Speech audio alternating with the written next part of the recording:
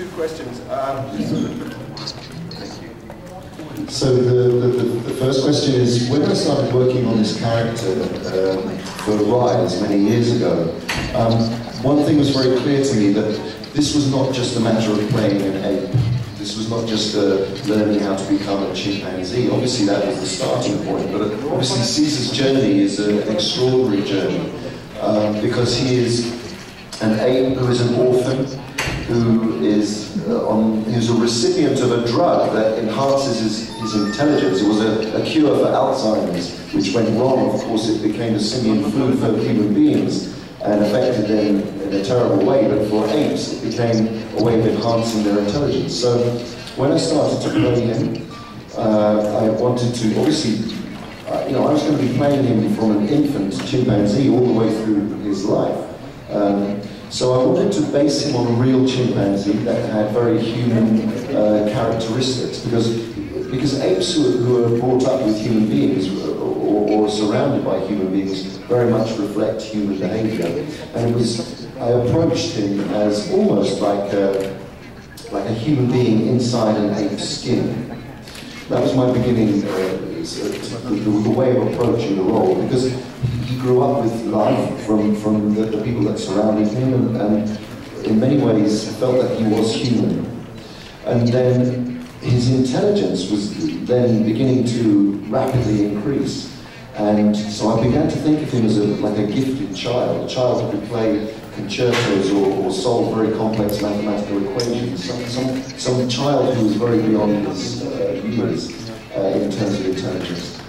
And then in Rise, there comes a point where he is then thrown into a sanctuary with many other apes. And he has to find his own sense of being an ape, because that is almost alien to him. So I always played Caesar as an outsider, someone who is not entirely comfortable in his own skin. It's in this story through the eyes of Caesar to experience what it is like to suffer loss and to be able to find empathy once again. And, I think it's really what the themes of this whole movie are about are empathy and the ability to always try and find a way of connecting with other peoples, with other species, with other races, with our planet, in a way where we don't become ultra protective of ourselves to the point of objectifying other and then being unable to communicate. So Caesar is able to find mercy, because in the one person who he should have the most hatred for, he finds a connection and an understanding and a fascination and a realization that this person who he should hate is going through many of the same things that he is going through. And for people within the industry, the awarding bodies, not the general public, because they're actually ahead of the game. They watch lots of behind-the-scenes footage of how the roles are created. But really, I think it's up to the awarding bodies, the acting branch of SAG and all the awarding bodies to really fully understand the technology and the fact that it's not the technology that makes the characters, it's the actors that author the roles. We're on set working as you would in any other way with the director and other actors. It's just that we have we have the same movie cameras filming us, but we also have another set of cameras filming us in 360 degrees, and that the technology on the suits and the markers on our faces are all picked up, all the dots, the information is picked up by all these other cameras, as well as the film cameras filming our performance. And so it really is about understanding what performance capture technology is. It's not a type of acting, people have said to me, do you think there should be a special category for these kind of characters? And I really don't believe there should. It's only acting. If I was to play Caesar with makeup on, like the original Planet of the Apes, people would understand, oh, that's an actor playing a character. But for some reason, there's been a mystery around performance capture and how it's different from acting. But it's interesting because in this movie, I think there's more of me in the character. In the earlier versions of Caesar, I was reaching towards, young chimpanzee, and as I say, I was looking for stimulation from like real chimpanzee characters. And in the second movie, I was thinking of him more like a leader of a society, and what leader would I base Caesar on? And so I thought very much about Mandela and how he, would lead his people in an empathetic, a very natural leader, but in an empathetic way.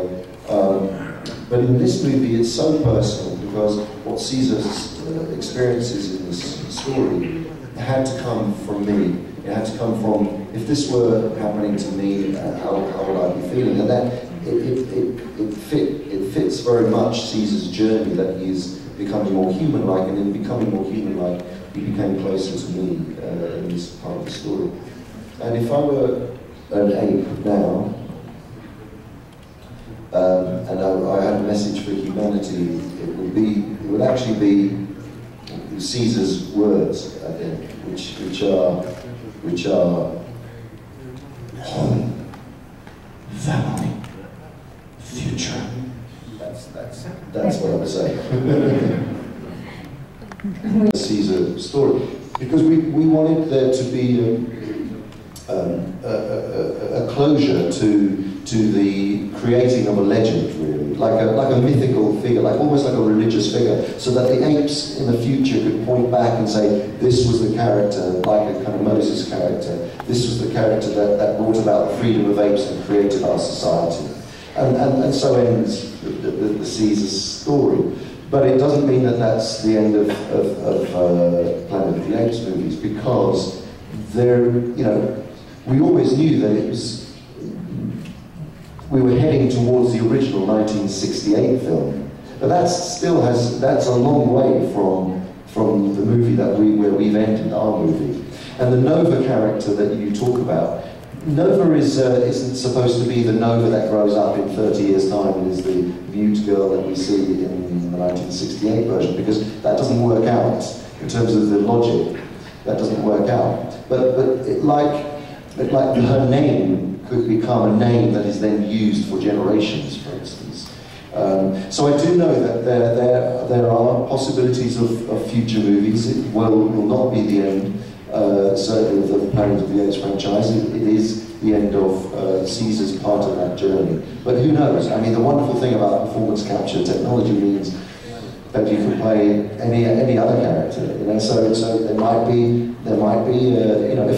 if Matt Reeves does another movie, because I love working with him and I think he's a brilliant director, as was Rupert Wyatt on the first one too. It has to